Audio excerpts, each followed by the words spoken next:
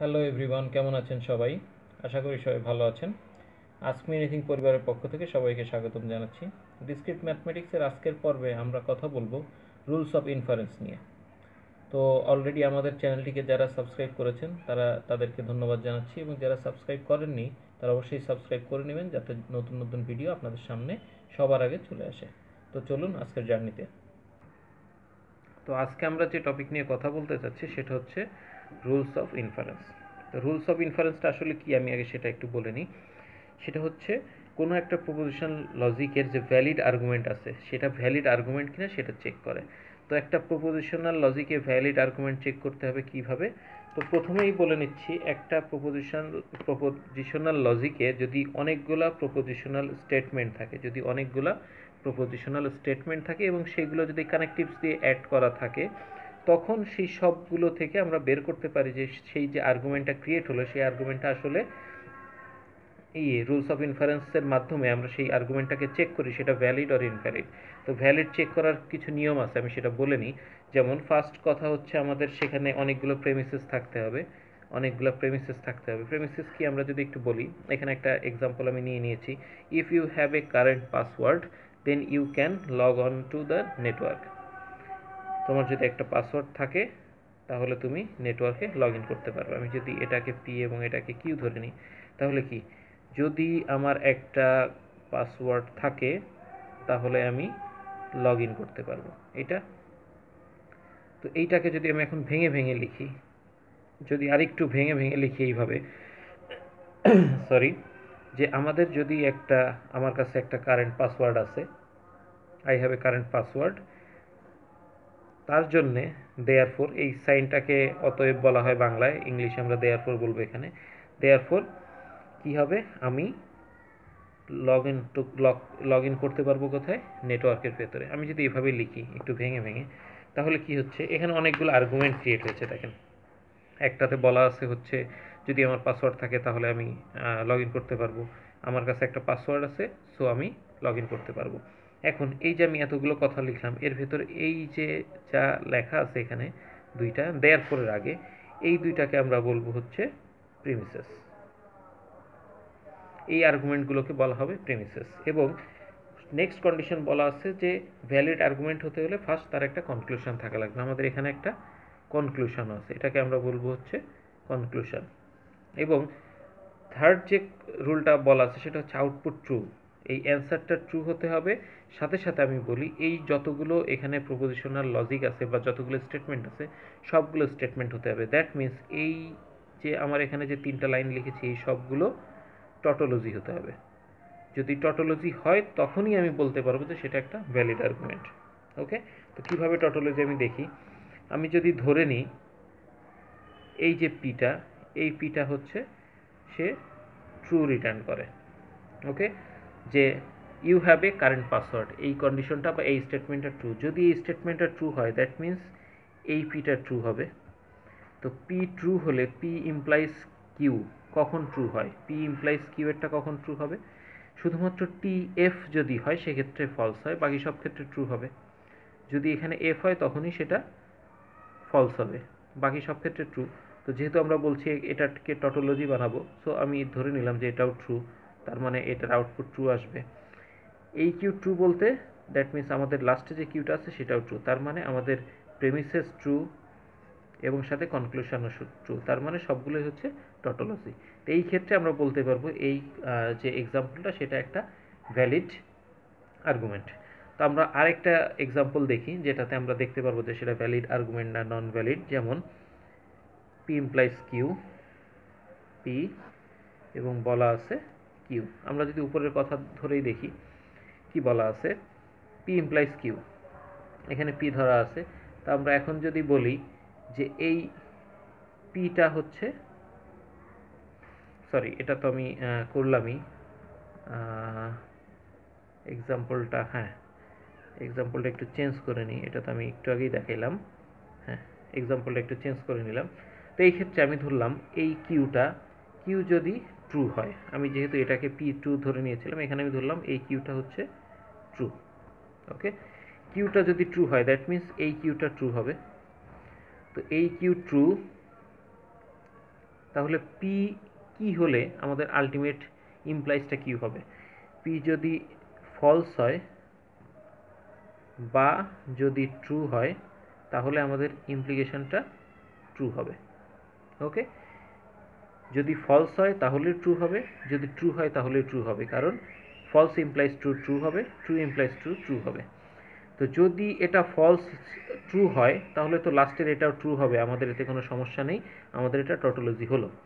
কিন্তু যদি by any chance আমাদের এই প্রপোজিশনটা পিটা যদি ফলস হয়ে যায় কোনো কারণে, দ্যাট মিনস আমাদের ফাইনাল কনক্লুশনটা ফলস হবে, সেক্ষেত্রে কিন্তু এই টোটাল রেজাল্ট আমাদের টটোলজি হচ্ছে না। ওকে, তো এই ধরনের ক্ষেত্রে যদি এখানে ফলস আসে এবং এটা ফলস হয়ে যায়, সেই ধরনের ক্ষেত্রে আমরা এটাকে বলবো নট ভ্যালিড, এটা ভ্যালিড আর্গুমেন্ট না, এটাকে আমরা বলবো ভ্যালিড আর্গুমেন্ট না। তো আশা করি আপনারা ভ্যালিড আর্গুমেন্ট আর ভ্যালিড আর্গুমেন্ট না কোনটা সেটা বুঝতে পেরেছি।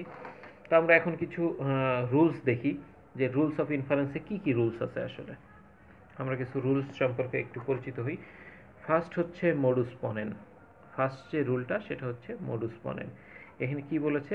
পি ইমপ্লাইজ কিউ, এবং যদি পি হয় তাহলে দেয়ারফর আমরা লিখতে পারি সেটার যে ইকুয়েশনটা রেজাল্ট আসবে হচ্ছে পি। ওকে, এটা হচ্ছে মডুস পনেন। এরপরে যদি মডুস টলেন্টটা দেখি, সেটা হচ্ছে পি ইমপ্লাইজ কিউ এবং নট কিউ যদি থাকে তাহলে তাদের দেয়ারফর যে রেজাল্ট আসে সেটা হচ্ছে নট পি। ওকে, এরপরে আমরা যদি হাইপোথেটিক্যাল এটা দেখি, এখানে কি আছে?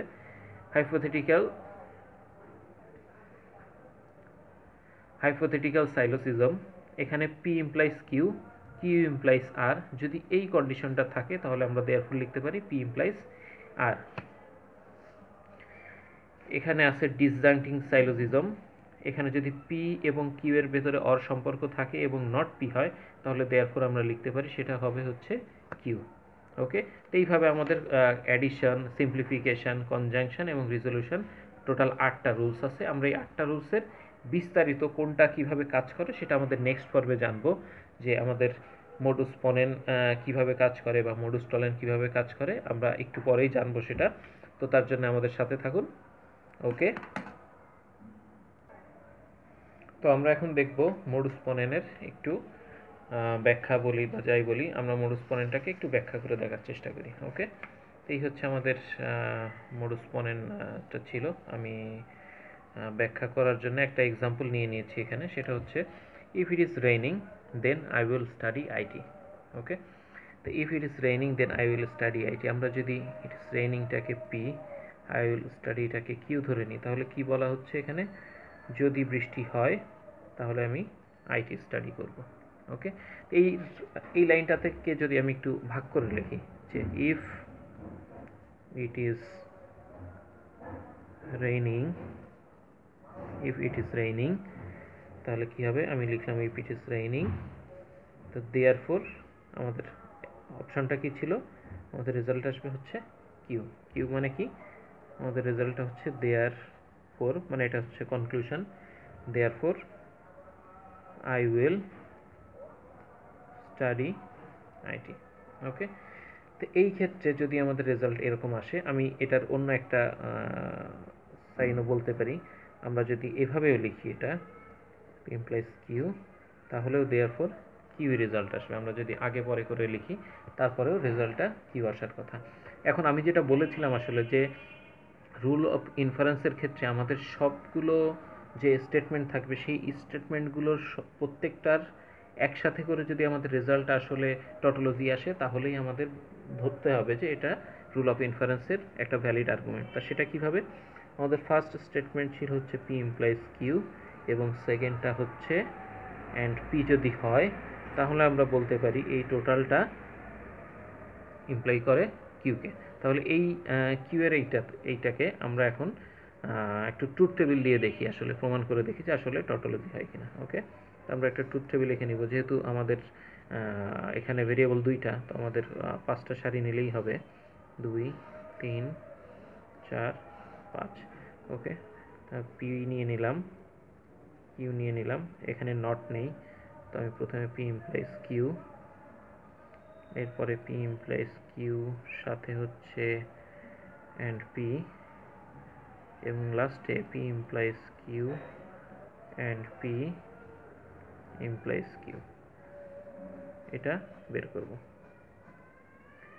False true, false true, false false true true. ইমপ্লাইসের ক্ষেত্রে শুধুমাত্র টিএফ এর ক্ষেত্রে ফলস, বাকি সব ক্ষেত্রে ট্রু, আমি সেটা একবারে দিয়ে নিলাম। এরপরে এইটা এবং পি এর অ্যান্ড, এইটা এবং পি এর অ্যান্ড অপারেশন। অ্যান্ড অপারেশনের ক্ষেত্রে কি হয়, অ্যান্ড অপারেশনের ক্ষেত্রে যেটা হবে যে আমরা যদি অ্যান্ড অপারেশনের ক্ষেত্রে শুধুমাত্র যখন দুইটা ট্রু হয় তখনই ট্রু হবে, দ্যাট মিনস এই দুইটা ট্রু আছে, সো ট্রু, বাকি সব ক্ষেত্রেই সেটা হচ্ছে ফলস। অ্যান্ড এবং অর দুইটা একদম একটা আরেকটার বিপরীত।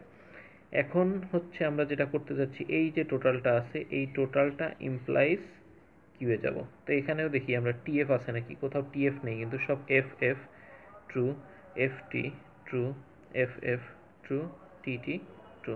দ্যাট মিনস আমরা দেখতে পাচ্ছি যে আমাদের টোটাল যে রেজাল্টটা সেটা কিন্তু ট্রু আসছে। দ্যাট মিনস মডুস পনেনের ক্ষেত্রে আমরা এটাকে বলতে পারি এটা হচ্ছে একটা ভ্যালিড আর্গুমেন্ট। ওকে, এইটা হচ্ছে মডুস পনেনের। এইভাবে আমরা ট্রুথ টেবিল দিয়ে প্রমাণ করতে পারি যে মডুস পনেন যেটা সেটা রুলস অফ ইনফারেন্সে ভ্যালিড আর্গুমেন্টকে প্রুভ করতে পারে। সো আমরা এখন আসি মডুস টলেনের ক্ষেত্রে। মডুস টলেনের ক্ষেত্রে আমি সেম যে আমাদের যে লাইনটা সেই সেম লাইনটাই রেখেছি। If it is raining then I will study it, আমাদের লাইনটা সেমই আছে। তো এখন আমরা যেটা করতে চাচ্ছি যে আমরা এইটাকে আবার আগের মতোই একটাকে পি এবং একটাকে কিউ ধরে নিব। সরি, কলমটাতে আবার একটু ডিস্টার্ব করছে। আচ্ছা, আমরা একটু চেঞ্জ করে নিলাম। ওকে, পি এবং কিউ হয়ে গেল।